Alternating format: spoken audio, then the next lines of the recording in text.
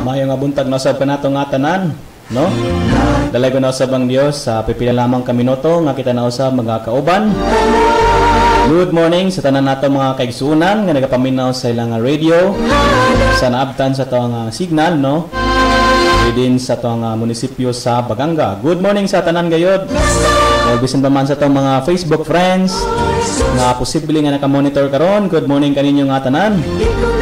Salamat kayo sa Dios nga gihatagan pa taniya nga og pribilehiyo nga sa diin nga kita makapadayon sa tong kinabuhi og sa diin nga kita makatunaw sa iya nga balaan nga pulong.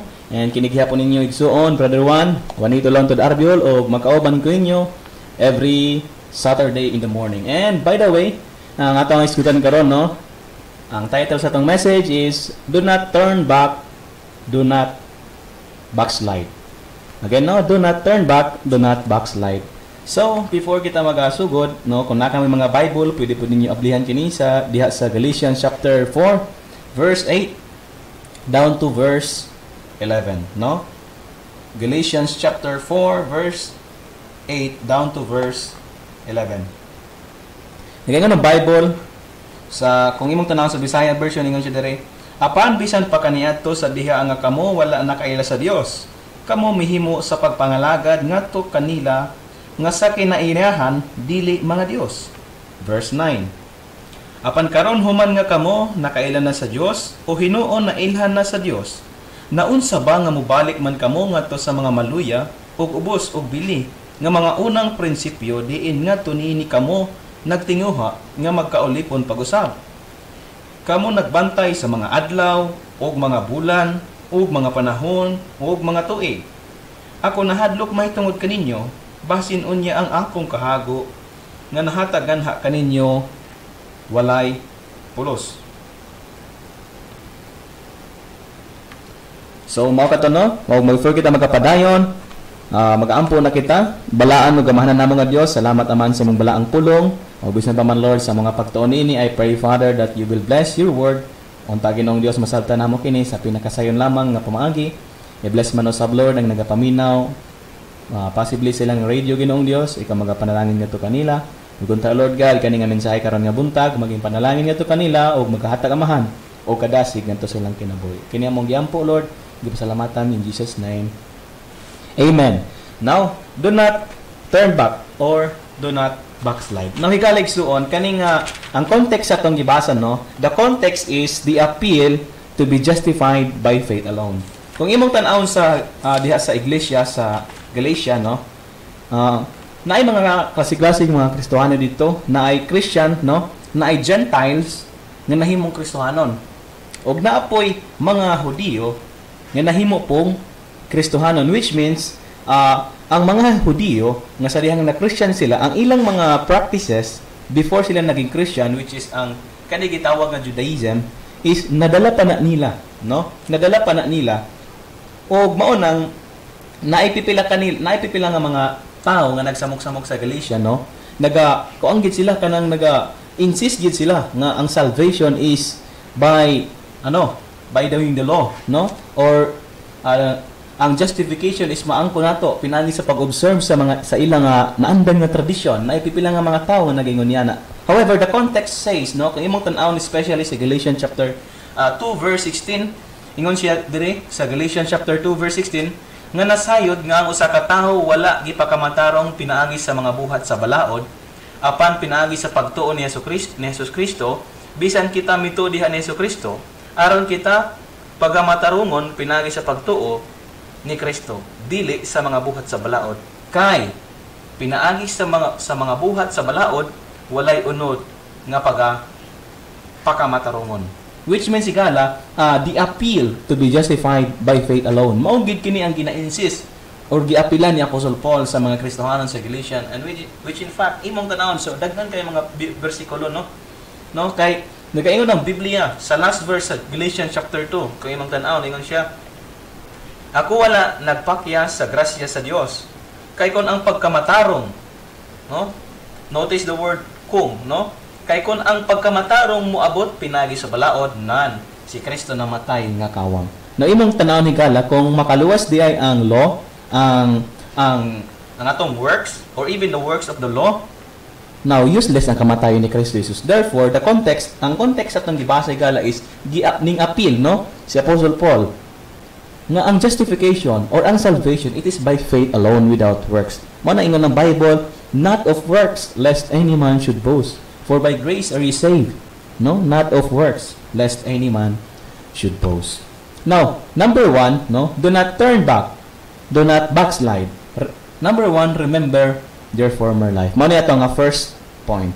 Again, remember your former life. Hinumdumi kanang imong former life. In Galatians chapter 4 verse 18 ng Bible, howbeit then when ye know not God, ye did service unto them which by nature are no gods. Nagikan na Bible sa atoa, no? Even sa atoang Kristohanon, gihatag ni siya nga mensahe to remind us kung unsa ang atong past life. Unsa ta sa una?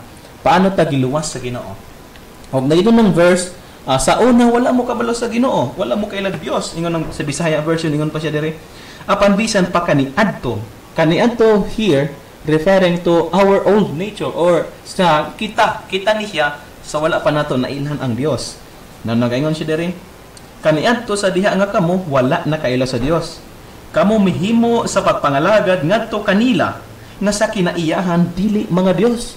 Kana kung sa una wala pa ta na Kristohanon nagapangalagad ta sa mga dili tinuod nga Dios or kanay gitawag nga idols, no? Now, mao nang ingon pud si Apostle Paul sa 1 Thessalonians chapter 1 verse 9 ingon siya, for they themselves show us of us what manner of entering in we had unto you, and ye turned to God from idols to serve the living and true God. Mao kini ang ingon sa Ginoo. Mao kini ingon sa pulong sa Ginoo pinagi sa kinabuhi ni Apostle Pablo o ni Apostle Paul nga ang mga Kristohanon is we turn to God from idols. O we know nga kaning idolatry kalapan kay ni siya sa Ginoo. Na kung imong tanawon sa Exodus chapter 20, makita nimo kung giunsa gyud no ka brutal atubangan sa Ginoo kaning pagsimba og Dios. O before kita nailan sa Dios o before nato nailan ng Dios, kita nagsimba og Dios o naghimo kita or nagkumitar kita sa pagsimba sa mga peke nga Dios. And now idolatry sa Bible dili lamang kani siya literal nga pagsimba sa mga ribulto, pagsimba sa ribulto ni Buddha or any idols. Dili lamang kana kay ngano man mauni. And possible nga atong idol sa atong life is even ourselves. Pwede nato mahimong Dios ang atong kaugalingon. Kaya naman, ang idolatry manggodigala sa Bible, ang meaning niya sa Bible is kanagong anything, no? Anything nga imong ipuli sa posisyon sa Ginoo sa imong kinabuhi, makonsider na siya og idolatry. Para mas klaro ingani na siya, anything sa kalibutan nga mas gilove nimo labaw sa Dios, no? Anything nga gi-prioritize nimo labaw sa Dios, anything nga mas gitagaan nimo value labaw sa Dios, is mao na ang imong idol or mao na ang imong Dios. And for example, no, imbis nga kana siya nga time is for God, unya nang laba ka. For example, imbis na sa Sunday ting simbaon ta na, and then nang laba ka, then that time mahimo nimong Dios ang labunon, and you are unconscious, wala ka na ibalo niya na. But in fact, imong tan-aon sa imong heart, dili gyud ka, dili gyud Dios ang imong gi-worship ana nga time. Mao na ang point, no? For example, ang money, no? Or the love of money. Mas gi-value pa nimo ang money or gi-love pa nimo ang money above God. Then mahimo nimong idol ang money. Now, tagaanta mo illustration niya na mo kaning ingon si Apostle Paul sa Colossians chapter 3 verse 5, mortify therefore your members which are upon the earth, fornication, uncleanness, inordinate affection, evil concupiscence, and covetousness, which is idolatry. Mao kini ang proof nga dili lamang ang idolatry pagsimba sa mga literal nga mga larawan or mga ribulto or mga Dios, but even the covetousness, on sa maning covetousness, mao kining gitawag nga the love of money. Therefore, we conclude no na anything nga gihigugman nimo or mas enjoy nimo, gihatagan nimo bili, imong gi-prioritize labaw sa Ginoo, posible na nga mahimo nimong idol. Okay? So, example, niya na, dili man daotan ang pagskwela. Dili man daotan ang kwarta. dili man daotan ang pagpanginabuhi. Dili man daotan na magkaroon kag friends, magkaroon kag family, no? Dili man na siya mali. Unsa lang paano lang na siya mahimong mali if kadto nga mga butang is mas gilaw pa nimo labaw sa Ginoo. Akong balikon, dili daotan ka na siya ang friends, ang money, ang education, ang pagskwela, ang pagtrabaho, ang pagpanginabuhi. But if you love your work, if you love your studies, if you love your friends more than God, then you are sinning against God. And that is the sin of idolatry. Og mao kana siya ang kinabuhi nato sa una. And most probably kana siya nga kaniya madala pa nato na siya even we are Christian nga naman naa pa man sa tuwang presence of sin. However, ayaw kalimti nga itugyan na sa Ginoo. Dapat as a Christian ato nga ihatag sa Ginoo atong kinabuhi kanagong pa-repair nato sa Ginoo. Aron hinay-hinay sa Ginoo tang ihatang reparon. Do not turn back, do not backslide. First point, again, remember your former life. Ingato kita sa una. And, number 2, look at your present life. In order nga dili ka makalingi, no? Dili ka maka-backslide, tan-awa ang imong present life. Unsa bagyod ka karon? Unsa bagyod ang imong estado as a Christian? Nga nahimo kang Kristohanon, unsa namang gyud ang imong estado sa imong life? Tanaw nato sa Galatians chapter 4 verse 9. But now, after that ye have known God, or rather are known of God, now turn ye again to the weak and beggarly elements, whereunto ye desire again to be in bondage. Take note, tigala. Ingon ang verse, ye have known God, or rather known of God. Ato tanawon sa Bisaya version, ingon siya diri. Apan karon human nga kamo nakaila na sa Dios, o hinuon na ilahan na sa Dios. No? As a Christian, ang ato ang estado sa atong kinabuhi, we are known of God, nailan ta sa Dios. O karon kay nailan na ta sa Dios, ingon ang verse, naunsa ba nga mobalik man kamo ngadto sa mga maluya og ubos og biri nga mga prinsipyo, diin ngadto niini kamo nagtinguha nga magpaulipon pag-usap? Mao kini siyang ingon sa verse igala. Since naa naman ta sa Dios, nailhan naman ta sa Dios, we are known of God. God knows us. No? God knows us. So, nganong mga moadto pamanta, mulingi pamanta sa mga butang nga mahuyang, nga makapahimo ka nato ulipon. No, dapat dili na ta. The point is, since nailhan na ta sa Dios, ug since nakailan na ta sa Dios, dapat dili na ta mo balik sa mga butang nga huyang. No? Mga butang nga mga prinsipyo nga walay bili, no? Aron ug dili na kita magtinguha nga maulipon pag-usap. Dapat naa na tay desire higala. In 1 John chapter 2 verse 15, ingon ang verse, love not the world, neither the things that are in the world. If any man love the world, the love of the Father is not in him. Ingon ang Bible, dapat atong dili nato higugmaon ang kalibutan. No? Kay o ang mga butang nga naa sa kalibutan. Kay nga naman kung ato daw higugmaon ang kalibutan, wala sa to ang gugma samahan. Now, unsa man ning kalibutan diri? Unsa may girefer nini? Ang context nagaingon sa verse 16, ingon siya, for all that is in the world, unsa man na? The lust of the flesh, the lust of the eyes, and the pride of life is not of the Father, but is of the world.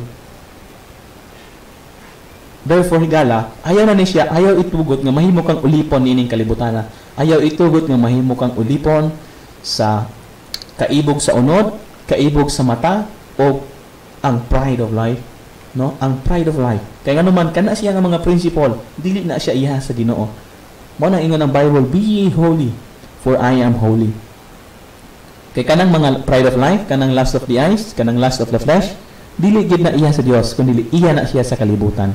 And remember higala na ingon ang verse ganiha nga God knows us.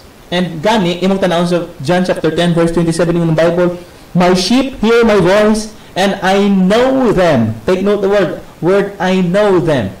Therefore, ang mga Kristohanon kaila si Jesus sa imuha, and they follow me. No?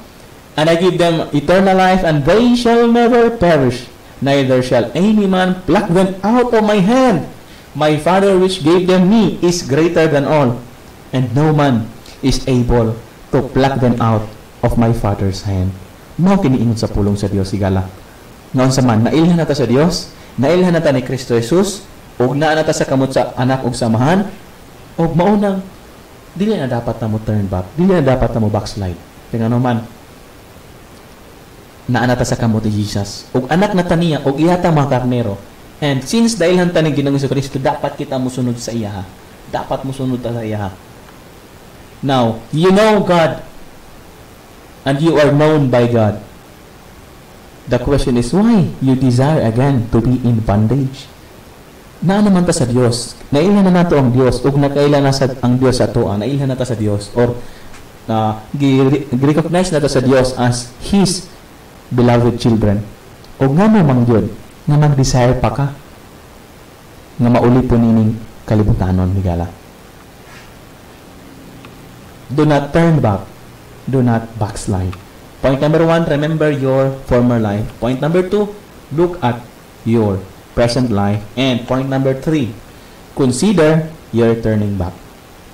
Imong i-consider. Unsa man ning turning back? Atong i-consider unsa man ning turning back nga gipasabot sa Galatians, no? Ingon siya diri, but now after that ye have known God, or rather are known of God, how turn ye again to the weak and beggarly elements whereunto ye desire again to be in bondage? Now, naigon ng verse gala nga since nailhan na nimo ang Dios o nakailan na ang Dios sa imuha, nga mo balik pa man mo sa mga weak nga mga elements. Now, atong tanahon unsa man ning weak elements? Verse 10, ye observe days and months and times and years. Which means, kung imong tan-awon, i-connect nimo siya nga kuan, imong ang cross-reference na imong tan-awon sa Leviticus, nag-refer ni siya sa mga naandan or mga practices sa mga Jewish. No? Ug nahibon lang siya Apostle Paul nganong nag-observe pa man niya na, nag-observe pa man mo niya na. And verse 11, I am afraid of you. Nahadlok ko sa inyo. Verse 11, ako nahadlok mahitungod kaninyo. Basin o niya ang akong kahago nga nahatag nga kaninyo walay pulos. No? Mao ka na siya. Nahadlok siya Apostol Pablo. Nga basin ang iyang mga hago masayang. Now, say pasabot niya na Galatians believers turn to weak rituals, no, and worldly pursuits that results to bondage and a wasted life. Mao niyang nahitabo sa mga Galatians believers. Nga nibalik sila sa ilang mga ritual or nagbalik sila sa ilang worldly pursuits. Og nahitabo naulipon noon sila balik. Og kana siya makahimo kana siya og wasted life. Mao nang sa Colossians, mao ni mo mabasa sa Colossians chapter 2 verse 16. Let no man therefore judge you in meat or in drink or in respect of any holiday or of the new moon or of the Sabbath days. Nganong ayaw itugot nga dunay maghukom kaninyo niya na, no? Nganong wala naman mo nag-obey sa Sabbath, nganong wala naman mo obey nining mga rituals or mga Jewish practice. Kaya nga naman, which are a shadow of things to come, but the body is of Christ. Amen? No? The body is of Christ. So, manang, do not turn back. Do not backslide. Ayaw itugot nga ma-overwhelm ka sa kalibutan ni Gala. Ayaw itugot nga ang imong kinabuhi, maulipon ka sa mga butang ini kalibutan. O ayaw itugot nga makapalayo ka sa Dios. Dut sa Dios. No? Do not turn back. Do not backslide. Barug. Sa gitudlo sa pulong sa Dios. Barugi ang gihatag sa Dios, no? Because God loves you. O God forbid nga dili nato ma-enjoy ang privilege nga yung ginhatag ka nato every now and then. You are known by God. God loves you. God knows you. And therefore, do not turn back. Do not backslide. Let's pray. Father God in heaven, thank you for your word, Lord. Salamat na mahal. Thank you for reminding us not to backslide, Lord. Not to turn back, Ginoong Dios. Gusto ni mo amahan nga kami magkinabuhi gayod sumala sa imong balaang kabubuton, Father. Help us to do your will, and help us, Ginoong Dios, na ang imong pulong among matreasure sa mga kinabuhi. This we pray with thanksgiving in our heart, in Jesus' name.